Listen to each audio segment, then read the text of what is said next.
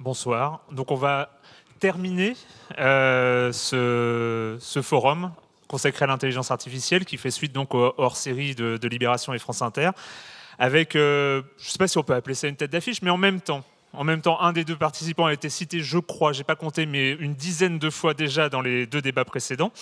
Et on va peut-être aussi aller explorer ailleurs, c'est-à-dire être peut-être moins dans le concret, dans l'applicatif, dans les applications de l'intelligence artificielle, dans son explication, mais peut-être aller chercher ailleurs sur les inspirations, sur comment l'intelligence artificielle, finalement, c'est le titre de cette rencontre, l'intelligence artificielle est aussi dans nos têtes, elle est dans les têtes dans la tête de ceux qui cherchent, elle est dans la tête de ceux qui imaginent, et puis finalement, aujourd'hui, on a deux personnes qui peuvent entamer cette discussion. J'ai l'impression que c'est assez inédit comme type de rencontre, et je suis ravi, en tout cas personnellement, d'en faire partie.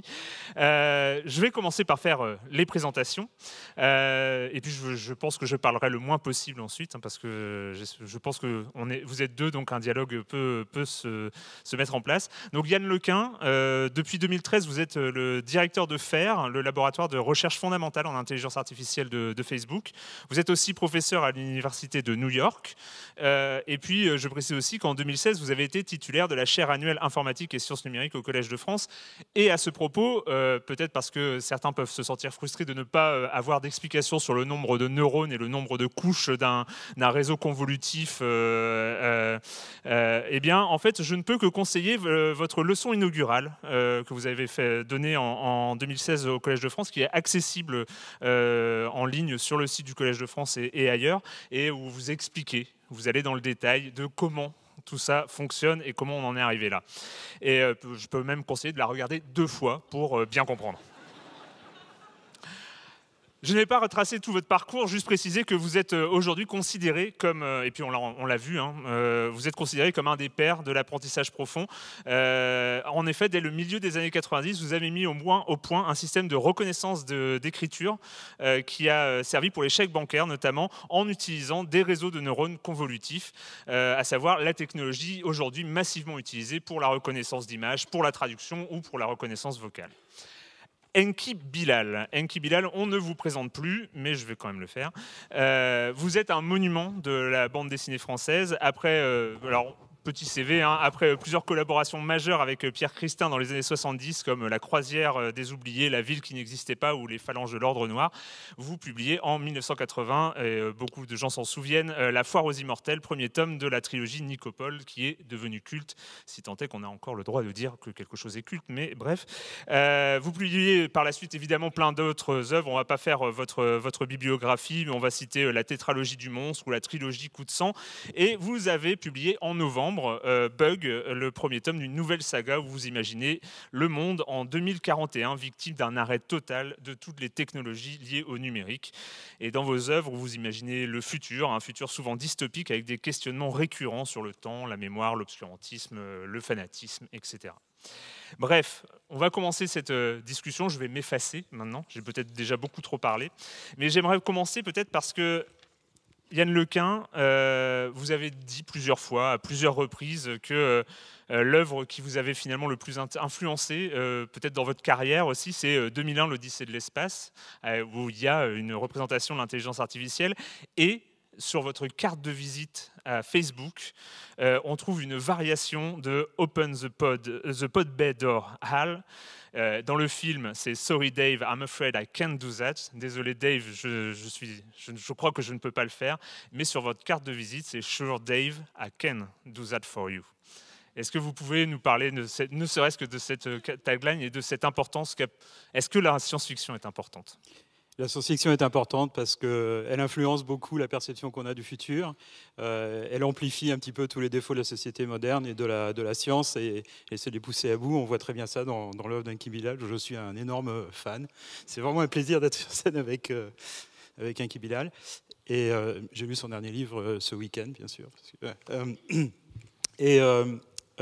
c'est intéressant pour un scientifique, pour tout un chacun dans la société, de voir justement si on pousse les choses un peu trop loin, qu'est-ce que ça va faire. Alors malheureusement, on est un petit peu conditionné par cette image qui fait qu'on s'imagine immédiatement, dès qu'on parle d'intelligence artificielle, on s'imagine des scénarios à la Terminator, on s'imagine des choses horribles de ce type-là, à cause du fait qu'on est conditionné justement par l'image qu'on projette la science-fiction.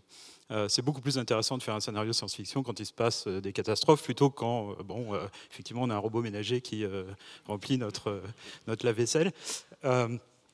Donc ça rend les choses un petit peu plus intéressantes, puis ça appelle un peu plus de réflexion. Mais il faut se méfier de l'a priori que ça nous donne quant à l'avenir de l'intelligence artificielle.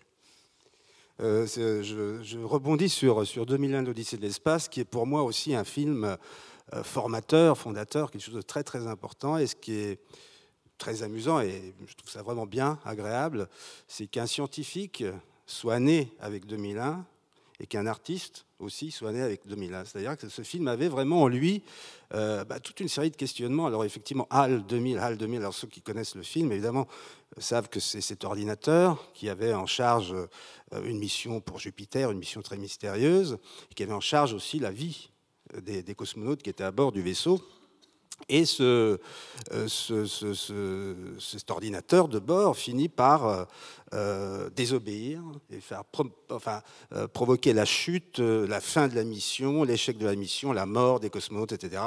Parce que se profilait tout d'un coup sa mise en danger à lui. Et peut-être en même temps aussi un questionnement métaphysique qui va au-delà de tous les questionnements qu'on a posés aujourd'hui sur l'intelligence artificielle. Parce que finalement, on a assez peu parlé de l'homme et de l'humain. Parce que simplement, les programmes que vous travaillez, sur lesquels vous travaillez, ce qui nous attend, ceux dans quoi on est déjà engagé, on ne s'en rend même pas compte, mais on est déjà dedans, sont des programmes qui sont faits pour nous mener vers quelque chose d'augmenté, positif, le bien, le confort, une forme de bonheur, une forme d'utopie aussi, puisque ça va ensemble.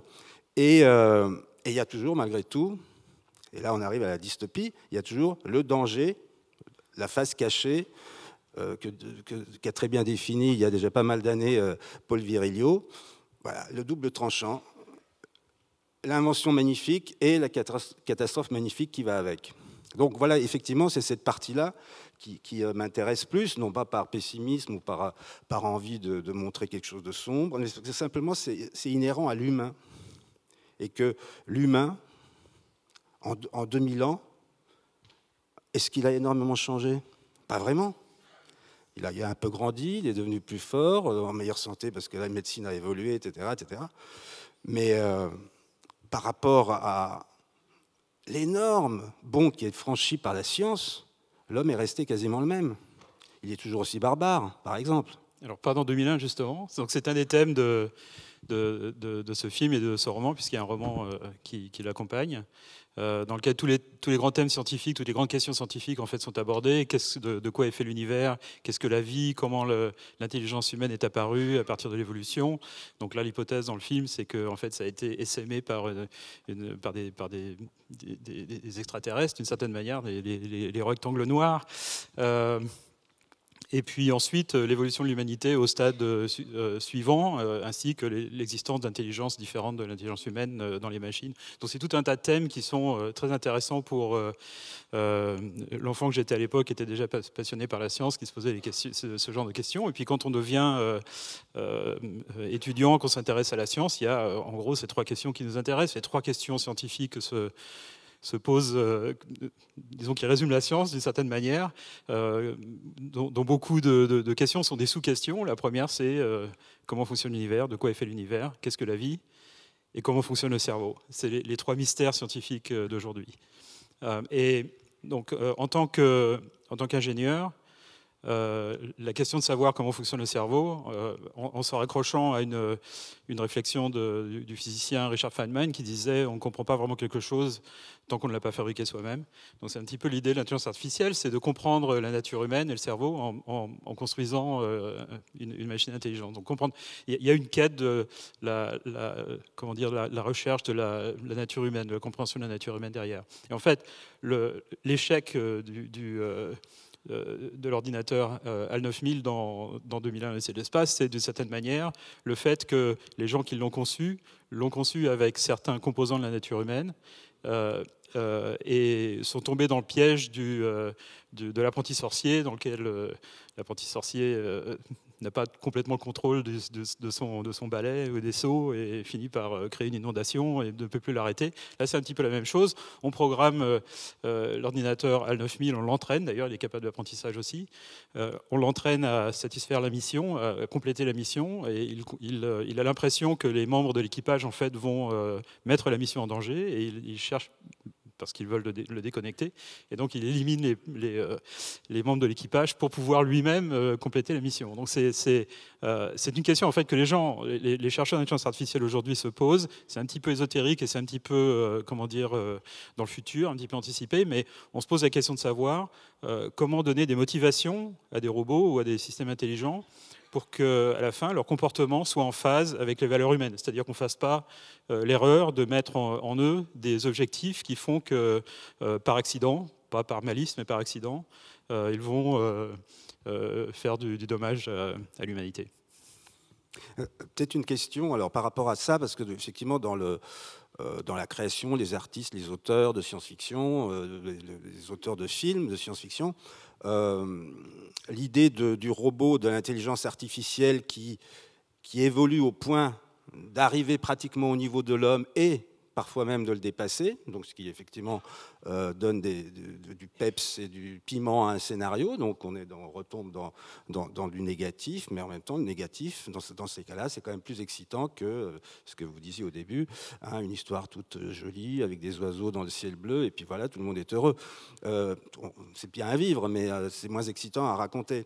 Et est-ce que c'est possible ? Est-ce que l'intelligence artificielle peut devenir notre égal et éventuellement nous surpasser ? Alors, il y a déjà des systèmes d'intelligence artificielle, bien sûr, dont on a entendu parler tout à l'heure, qui nous surpassent dans des domaines très pointus.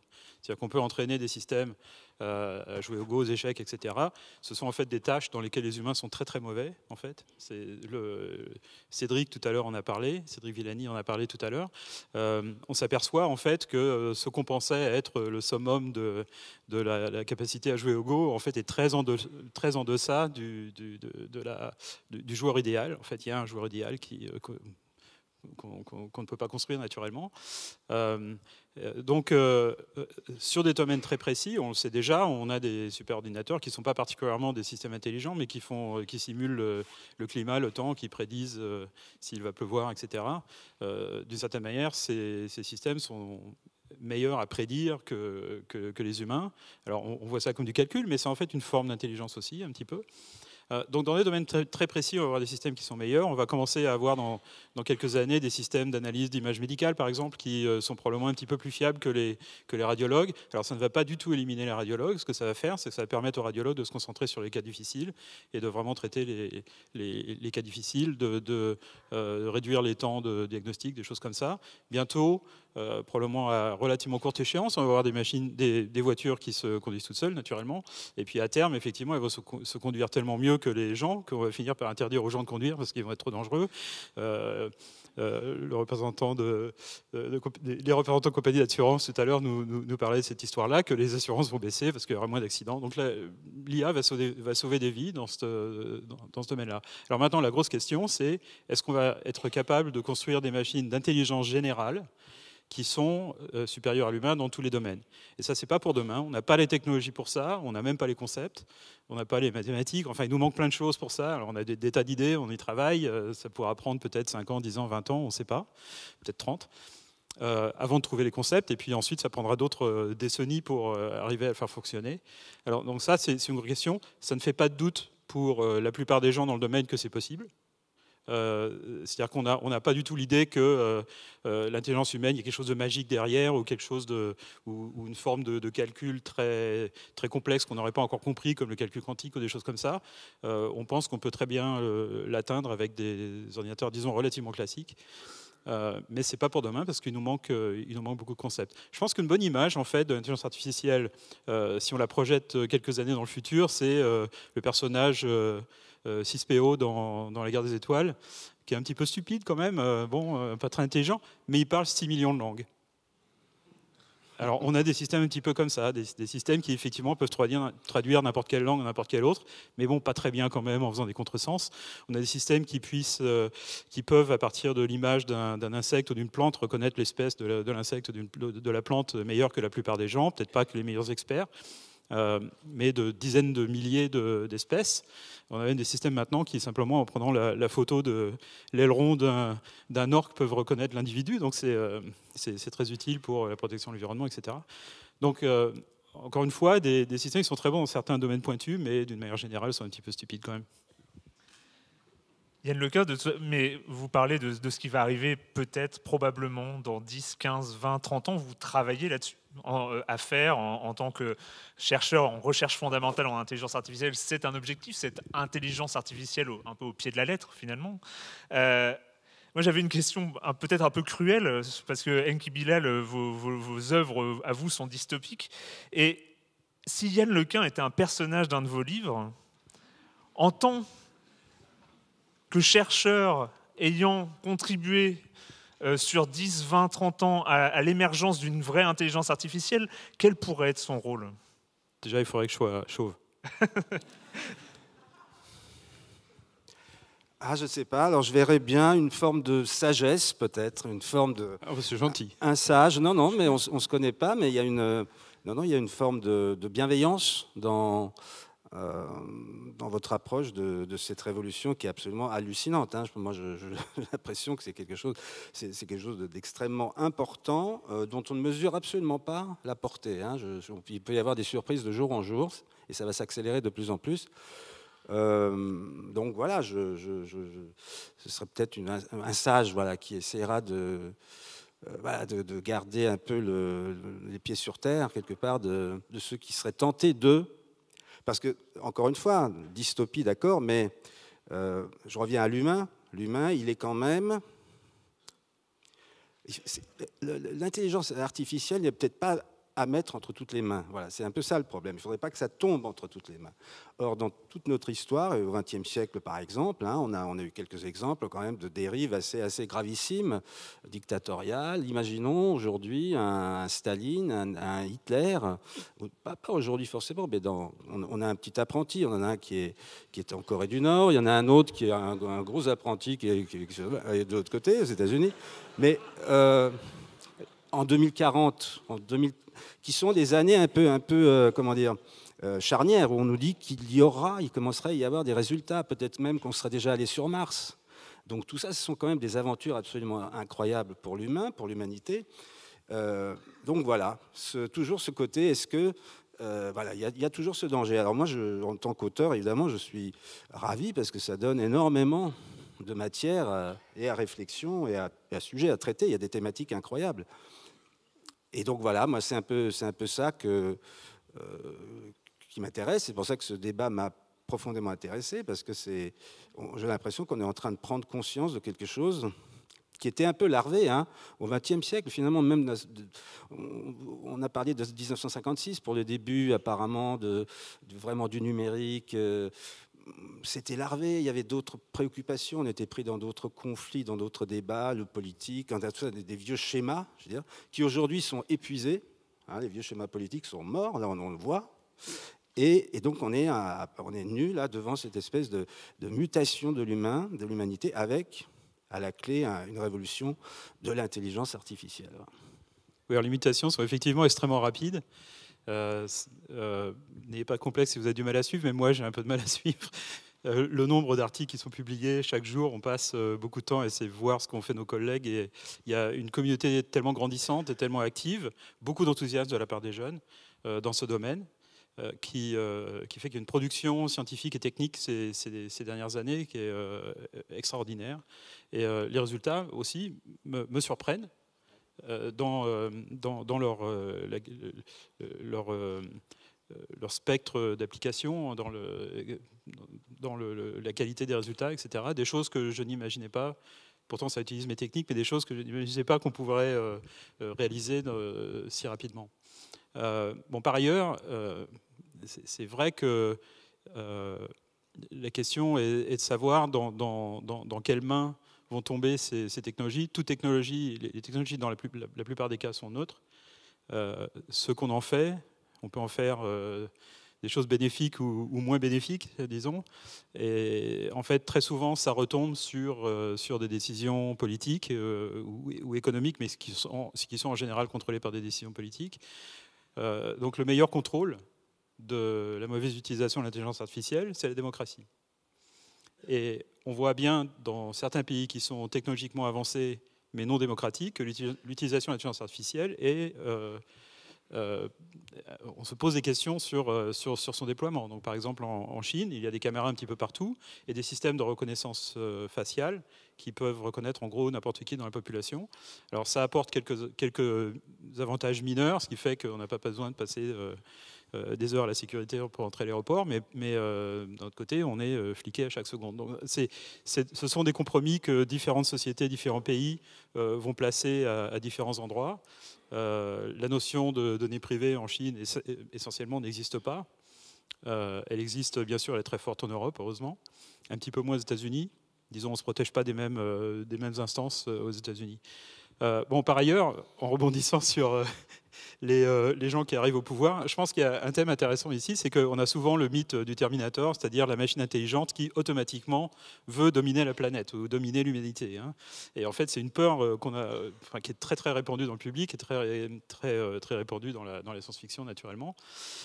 Et donc, on a cette idée que la volonté de dominer est liée à l'intelligence. Mais c'est pas vrai du tout.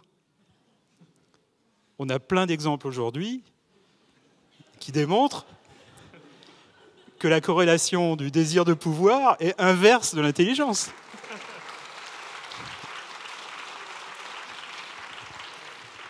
En fait, si vous réfléchissez un petit peu de manière évolutive, quand on était des tribus dans les cavernes il y a des dizaines de milliers d'années, si on est suffisamment intelligent, on peut survivre par soi-même, etc. On peut se faire des amis, etc.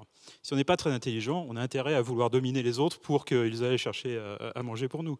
Donc c'est un petit peu peut-être l'existence causale, bien sûr, là je fais de la spéculation. J'enlève ma casquette de scientifique pour dire que c'est peut-être une explication évolutive sur la corrélation inverse entre le désir de dominer et l'intelligence. Donc je pense qu'il y a une chose qu'il ne faut pas faire, c'est de projeter tous les défauts de la nature humaine sur les machines intelligentes d'aujourd'hui ou du futur, particulièrement celles du futur. Elles n'auront pas nos défauts, elles n'auront peut-être pas nos qualités non plus, elles auront les défauts et les qualités qu'on construira en elles, et on peut espérer que ça n'inclura pas la volonté de dominer. J'ai dit non, mais par rapport à la Chine, où effectivement, on peut être très inquiet de la manière dont tous ces systèmes sont utilisés. Il y a quand même quelque chose qui n'est pas la Chine, qui est le voyage aérien, tout simplement. Les prochains avions, ça a commencé déjà, je pense, seront équipés de sièges munis de capteurs qui vont totalement analyser complètement, qui vont ficher complètement le pauvre voyageur qui sera assis dessus le temps d'un aller-retour ou d'un aller. Avec des capteurs. Il faut faire attention, mais vraiment. Ouais. C'est un spécialiste de l'aéronautique qui me l'a raconté. Tout sera affiché, on saura exactement ce que vous faites, ce que vous buvez, combien de temps vous dormez, comment vous dormez, si vous vous levez pour faire quelques pas dans le couloir de l'avion, combien de fois vous allez aux toilettes, etc. Et tout ça, ça servira ensuite à faire le profil du client que vous êtes et qu'on retrouvera peut-être ensuite dans d'autres domaines, etc. Donc il y a malgré tout cette notion qui est cette méfiance de l'humain. Moi, je la partage aussi. Hein, c'est assez excitant d'ailleurs hein, d'être un peu inquiet comme ça. Mais où on a l'impression qu'on est totalement lu, scanné, fiché. Bon, et là, on pense à 1984, on revient au siècle dernier où il y avait ces dictatures qui étaient idéologiques. Là, on est sur des dictatures plutôt financières, de profit. Donc voilà, moi je trouve ça assez excitant comme avenir. Moi pas trop. En tant qu'auteur. En tant qu'auteur, oui, peut-être, oui. En tant que tout un chacun, peut-être moins. Je me méfierais en m'asseyant maintenant dans un avion. Mais... Il y a quelque chose qui qui m'a semblé intéressant, c'est sur votre rapport à la science-fiction, Yann Lequin.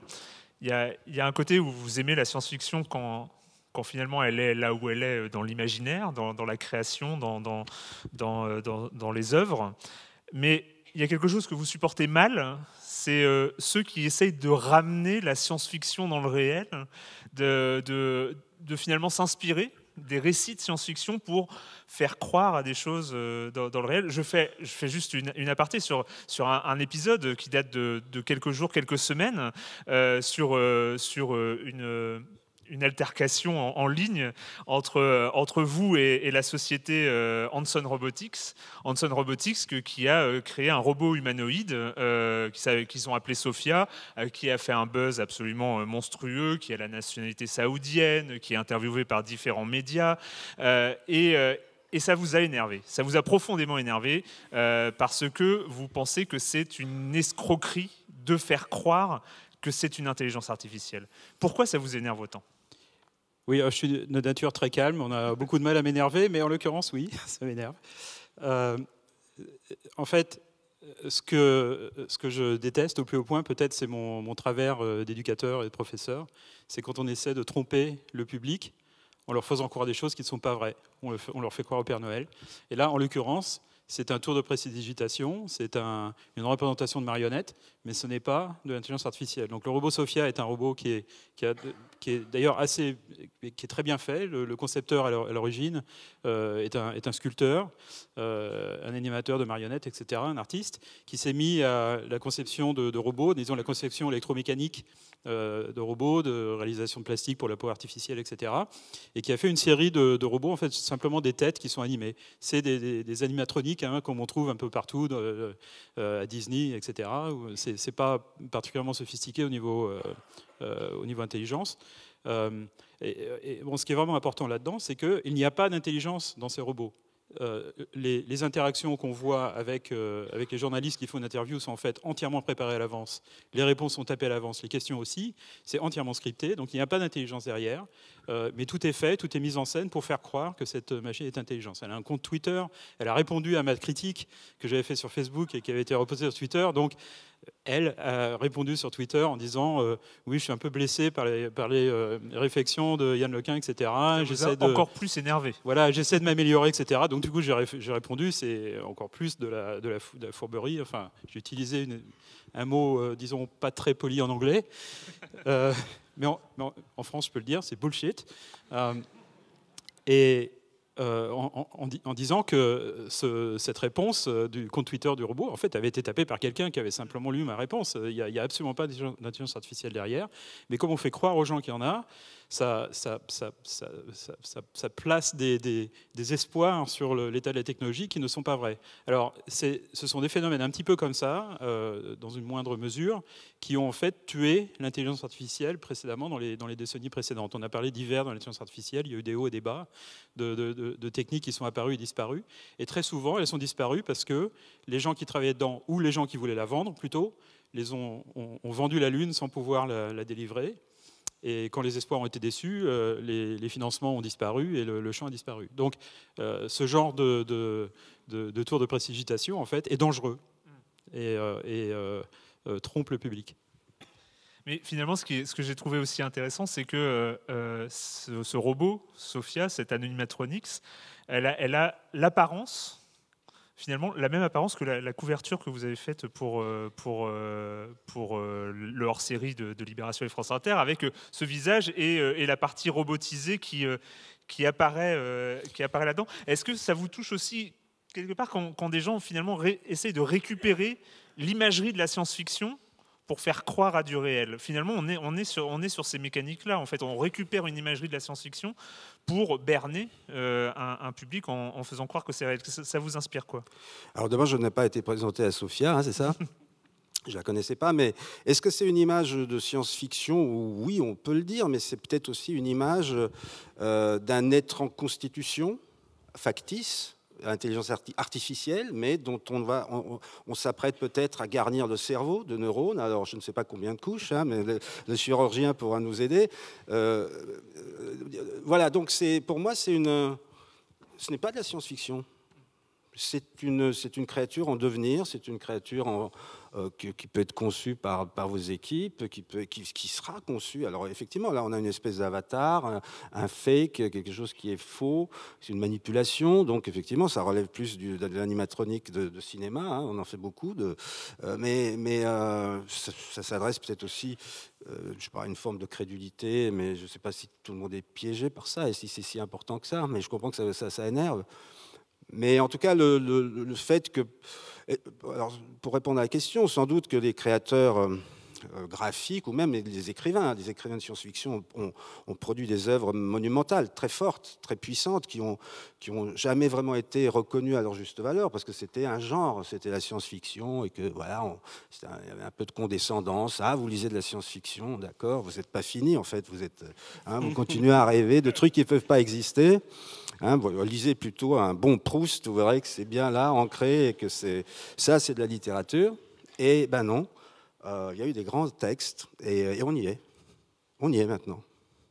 Il y a eu Jules Verne, il y a eu 1984, enfin, quand même, la science-fiction a gagné ses lettres, oui, non, mais lettres de noblesse. Là, c'est pour un peu... Voilà. J'ai rien contre Proust, hein.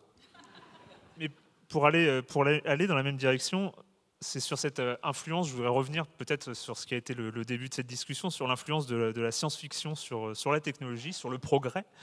On observe finalement aujourd'hui dans la Silicon Valley et ailleurs, finalement, on a l'impression d'une vraie influence de la science-fiction, peut-être parce que les gens qui ont aujourd'hui énormément d'argent à investir dans la technologie ont aussi été bercés par cette culture. Je vais peut-être parler de votre patron aussi, par exemple, Mark Zuckerberg, qui, quand on le voit investir, enfin quand on voit Facebook, mais dirigé par lui, investir massivement dans des technologies comme la réalité virtuelle ou l'intelligence artificielle, on peut se dire, mais est-ce qu'il ne cherche pas à faire de la science-fiction une prophétie autoréalisatrice? Est-ce qu'il ne cherche pas lui-même à aller vers un monde de science-fiction qu'on lui a présenté dans sa jeunesse? Est-ce que ce n'est pas quelque chose qui est envisageable? Oui, il y a beaucoup de travaux dans la Silicon Valley. Bon, il y en a qui sont très sérieux, justement, qui sont, disons, pour lesquels des scientifiques s'engageront sans faire de compromis. L'intelligence artificielle en est un. La réalité virtuelle aussi. Bon, ce sont des technologies qui vont qui sont déjà déployées dans le cas de l'intelligence artificielle. Pas trop dans le cas de la réalité virtuelle. Enfin, c'est déjà un petit peu disponible, mais c'est pas encore adulte, disons, comme technologie. Mais il y a d'autres technologies qui sont effectivement financées par certains des riches milliardaires de la Silicon Valley qui sont un petit peu plus, qui relèvent un petit peu plus de la science-fiction, comme l'extension de la durée de la vie, les voitures volantes. Ray Kurzweil. Pardon ? Ray Kurzweil qui veut devenir immortel. Oui, il voudrait bien, et donc il écrit des bouquins en faisant la prédiction que cette technologie va apparaître. Disons en 2030 ou quelque chose comme ça, ce qui veut dire avant qu'il soit trop vieux, pour qu'il trouve le moyen de ne pas mourir. Donc c'est quelqu'un qui a écrit des livres en espérant qu'ils soient prophétiques et que peut-être ce soit des prophéties qui s'auto-réalisent. Mais lui-même n'y contribue pas, c'est-à-dire qu'il n'est pas particulièrement actif en fait dans le domaine de la technologie. Il a été dans le développement de produits. Je pense que ses meilleurs produits, c'était probablement des synthétiseurs, etc. Mais récemment, il n'a rien produit à part des livres pour le grand public. Et vous parlez effectivement d'investisseurs type Elon Musk, vous en avez parlé, qui investit pour aller sur Mars. Enfin, on a comme ça, même en tant qu'auteur de science-fiction, en tant qu'auteur qui avait imaginé dès les années 80, dans la trilogie Nicopole, un monde de 2020 et quelques, 2023. Qu'est-ce que ça vous fait en tant que créateur de voir finalement que vos œuvres ont pu servir d'inspiration à des évolutions technologiques? Je ne sais pas si elles ont servi d'inspiration à des évolutions technologiques, mais à des concepts, à des thématiques. Je pense que c'est un fond commun. Moi aussi, quand je dévorais des auteurs de science-fiction, à commencer effectivement par Jules Verne, hein, et puis ensuite les anglo-saxons, etc. on est des éponges, hein, donc chacun prend, et puis ensuite les thématiques deviennent des thématiques. La survie, l'immortalité, ça fait partie des grands mythes de l'humain. Faut chercher aussi, on va chercher dans l'Antiquité, dans la Grèce antique. On est dans quelque chose, dans les grands mythes. Donc l'humain s'accompagne toujours de ça.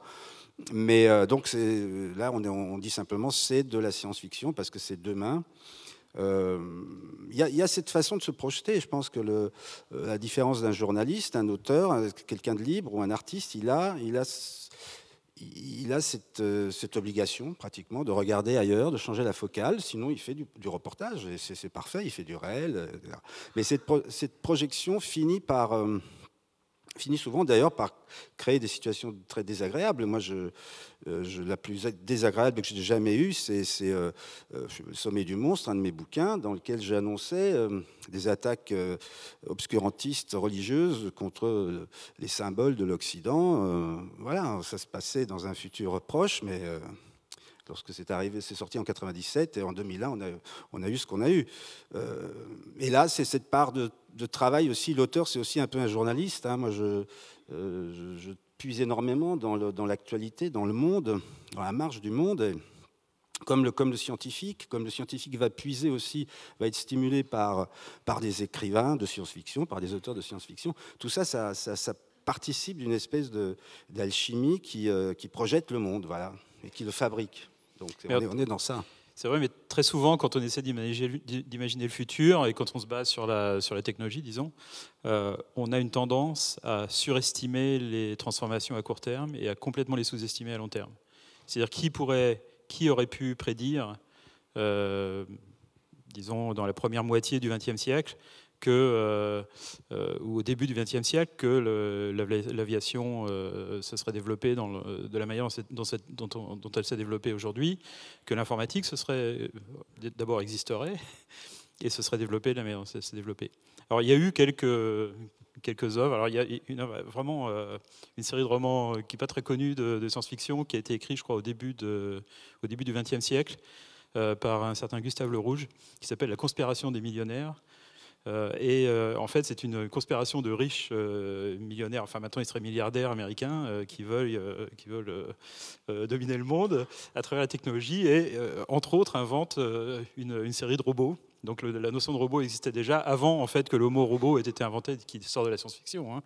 Le mot robot en fait dérive du roman de Karel Čapek, Rur, Rosom Universal Robots. Et qui veut dire travail en tchèque, je crois. Et donc il y a très clairement une grosse influence. Un autre exemple, on parlait de 2001 l'Odyssée de l'espace. L'ordinateur HAL a été imaginé au milieu des années 60, au moment de la réalisation du film. En fait, le roman a été écrit en même temps que la réalisation du film. Et un des conseillers du film et du livre était Marvin Minsky, qui était un des grands-pères de l'intelligence artificielle, qui a commencé à travailler dans ce domaine dans les années 50. Et il imaginait que les machines intelligentes telles que HAL 9000, d'abord, ne seraient pas reproductibles. C'est-à-dire qu'il n'y a qu'un seul HAL 9000, enfin il y en a un autre peut-être qui est sur Terre, mais qui n'est pas complètement identique. Alors que bien sûr, on peut copier un ordinateur, c'est très facile. Il imaginait que ces ordinateurs d'abord seraient énormes, alors que les ordinateurs puissants qu'on a aujourd'hui tiennent dans notre poche. Il imaginait que ces ordinateurs utiliseraient des technologies un petit peu exotiques, telles que ces mémoires transparentes que Dave retire progressivement. Et l'ordinateur. Les mémoires holographiques, c'est ça? Les mémoires holographiques, exactement. En fait, c'est un concept qui est assez amusant. D'une certaine manière, les réseaux de neurones qu'on utilise maintenant, en fait, on peut les voir un petit peu comme des mémoires holographiques, mais comme c'est des programmes dans des ordinateurs classiques et non pas des systèmes physiques, on ne profite pas de cette propriété. Mais par contre, l'idée qu'on pourrait construire un ordinateur de la puissance de HAL 9000 en 1992, qui est la date à laquelle il est censé être allumé, bien sûr, on est très très très en retard sur le programme. Donc l'évolution à court terme a été surestimée, et c'est très souvent le cas. Mais par contre, à long terme, elle est probablement sous-estimée. Mais encore une question, puisqu'on est sur 2001 et que ça passionne tout le monde, je vois. Non, il y a un plan quand même très fort dans le film, qui est très très fort. C'est lorsque les deux cosmonautes décident de débrancher HAL. Ils peuvent pas le dire. Ils peuvent pas le dire parce qu'il entend tout. Hein, alors, il s'enferme dans une des navettes. Ils sont dans le silence total. Ils coupent tout, absolument toutes les connexions avec HAL. Il est débranché. Et HAL, je rappelle, il est figuré par une espèce d'ampoule rouge, un peu soviétique, hein, presque d'aspect. Et en fin de compte, cette ampoule rouge, cet œil, va lire sur les lèvres. C'est un plan de profil, ils sont face à face, ces deux profils. Et à travers le hublot, HAL va aller chercher le mouvement des lèvres pour comprendre qui va être débranché. Est-ce qu'on peut le faire, ça, aujourd'hui? Oui, en fait, on peut le faire. D'accord. Ça commence à marcher. Ben voilà. C'est même une des applications des réseaux de neurones convolutifs sur l'apprentissage. Et il y a eu une expérience, je crois, à partir des images sous-titrées de la BBC, qui arrive comme ça à lire. On apprend à un réseau de neurones à partir d'images où on a le texte et on a le mouvement des lèvres des gens à lire sur les lèvres. C'est quelque chose de finalement assez naturel pour un réseau de neurones. Oui, en fait, bon, ça a mis quand même pas mal de temps. Il y a des travaux là-dessus qui remontent au début des années 90, en fait, sur la simultanéité de la lecture sur les lèvres avec l'écoute pour améliorer les performances des systèmes de reconnaissance de la parole. Et puis, ça a un peu stagné, je dois dire. Et très récemment, en fait, ça a fait beaucoup de progrès. Des travaux en particulier à DeepMind, nos collègues d'Alphabet. Donc, DeepMind, c'est une filiale de Google, d'Alphabet qui est en parallèle avec Google, qui travaille sur l'intelligence artificielle à Londres. Et ils ont fait quelques travaux là-dessus. Bon, c'est pas les seuls, hein, il y a beaucoup de travaux là-dessus. Et ça marche relativement bien, oui. Je comprends pourquoi des footballeurs maintenant parlent comme ça, se parlent sur un terrain. C'est pour qu'on ne dise pas, tu me fais une passe. Voilà. Mais vous savez, ça ne marche pas aussi bien qu'un humain malentendant qui est bien entraîné. Mais pour l'instant. Pour l'instant. Oui, c'est quelque chose qui va... Donc finalement, en fait, on a les progrès qui ont... L'explosion qu'on a connue depuis 2012 a permis de développer une des fonctionnalités de HAL. Plus qu'une, en fait. Plus qu'une. Ouais. Enfin, bon, déjà, HAL joue une partie d'échecs, écrase bien sûr le pauvre Dave Bowman.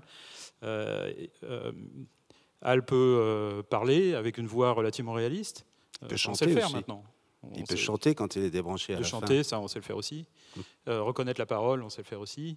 Bien sûr, contrôler tous les systèmes automatiques du vaisseau, etc. On fait ça depuis très longtemps, mais ça ne requiert pas une intelligence particulière. Bon, par contre, avoir un modèle du comportement humain qui permet de prédire, la réflexion de HAL se disant ou réalisant qu'il y a une possibilité pour que Dave le déconnecte, et du coup il a peur. Bon, c'est pas du tout clair en fait que les ordinateurs aient peur. En fait, il y a des gens qui travaillent un petit peu sur la question. Si on avait la technologie pour construire des machines intelligentes et qu'elles deviennent dangereuses, comment pourrait-on les concevoir de telle manière à ce qu'il y avait un bouton marche-arrêt, les machines ne feraient pas tout pour nous empêcher de les éteindre. D'accord ? Donc ce serait une espèce de design par sécurité, c'est-à-dire de s'assurer que la machine n'ait pas de problème quand on veut l'éteindre. Alors en fait, on ne réalise peut-être pas ça, mais nous, on n'a pas ce problème. On se fait éteindre relativement régulièrement.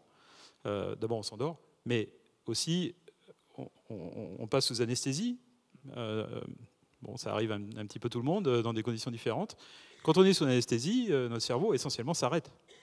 On n'a plus conscience de la réalité. On se réveille, on a l'impression qu'il ne s'est passé aucun temps. Enfin, c'est exactement comme si on était un ordinateur, on le rallume. Mais on n'est pas rebooté. C'est-à-dire, il faut maintenir la RAM active. Il ne faut pas qu'on perde notre mémoire, là. Donc, il faut que l'oxygène arrive quand même.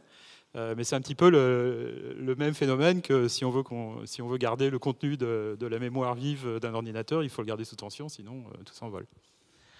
On va juste terminer sur une dernière question avant d'avoir quelques questions du public. Mais Enki Bilal, est-ce que vous pensez qu'on peut imaginer une histoire de science-fiction avec une intelligence artificielle réelle qui se termine bien ? Bien sûr. Bien sûr, bien sûr. Si tout s'est passé mal avant, Ça s'appelle un happy end, et là, c'est super. Non, mais il faut que ça se passe mal avant, pendant, et à la fin, ça se finit bien. En général, une histoire d'amour, un truc comme ça. Voilà. Mais pour l'IA, ça va pas, c'est super. Bah, par exemple, probablement une des meilleures images au grand écran du futur peut-être possible de l'intelligence artificielle, c'est le film Her, je crois que c'était le titre en français aussi. C'est pas complètement irréaliste. Bon, bien sûr, on n'a pas du tout les technologies pour ça, hein, ça va prendre des décennies, mais le type d'interaction qu'on voit dans ce film entre une personne et un système d'intelligence artificielle, en fait, est pas complètement irréaliste. Les transformations de la société que ça va amener ne sont pas complètement irréalistes non plus. Un autre film qui, lui, est complètement irréaliste... Ex Machina. Pardon ? Ex Machina. Ex Machina, complètement irréaliste. Mais très réussi. Alors, magnifique, au niveau de la photographie, un rythme un peu lent, un peu comme 2001 l'Odyssée de l'espace, mais par contre, le scénario est complètement irréaliste. Donc il y a quelque chose là-dedans qui est un thème très très fréquent dans les films hollywoodiens, en particulier dans la science-fiction en général, c'est le mythe du savant unique, fou, qui découvre le secret de l'intelligence artificielle dans sa grande maison. Bon, il est peut-être millionnaire quelque part, mais sa grande maison en Alaska, complètement isolée. Il découvre le secret, il construit une machine par lui-même, on ne sait pas comment. Enfin, je pense qu'il faut des centaines ou des milliers de personnes pour construire quelque chose comme ça, même si on avait la technologie qu'on n'a pas. Et puis ensuite, bon, il est un petit peu stupide sur la manière dont il la gère.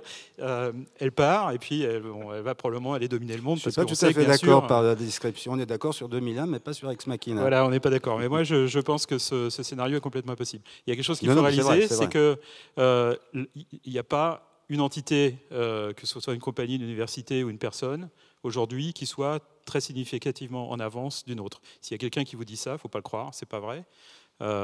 L'information se diffuse très vite. En général, quand quelqu'un, un laboratoire, produit un résultat, il est très très rapidement reproduit. En moins de 3 mois, une autre entité peut le reproduire. Donc personne n'est significativement en avance. La plupart de la recherche sur l'intelligence artificielle est ouverte, donc les travaux sont publiés, ce qui fait que justement ça permet de reproduire un peu tout. Donc il n'y a pas de millionnaire secret, il n'y a pas d'agence gouvernementale secrète à 3 lettres quelque part dans le désert du Nouveau-Mexique qui a une technologie d'intelligence artificielle que personne ne connaît. On m'a posé la question, des anciens membres du gouvernement américain m'ont dit mais vous êtes vraiment sûr qu'il n'y a pas des technologies secrètes de l'armée américaine qui sont bien plus avancées que vous ? Comment vous pouvez en être sûr ? Et ma réponse est bien sûr, on est complètement sûr, c'est évident, parce que d'où viendraient les gens qui font la recherche là-dessus ? Ce seraient nos étudiants. Ils disparaîtraient comme ça, d'un jour à l'autre. Ça se saurait. Donc c'est pas possible. Ce genre d'information se diffuse. Ça ne peut pas rester un secret très longtemps. Merci. Vous nous prévenez quand même si vous achetez une maison en Alaska ? Cas où. On va prendre... Merci à vous deux, et puis je vous remercierai après, je ne peux pas m'empêcher.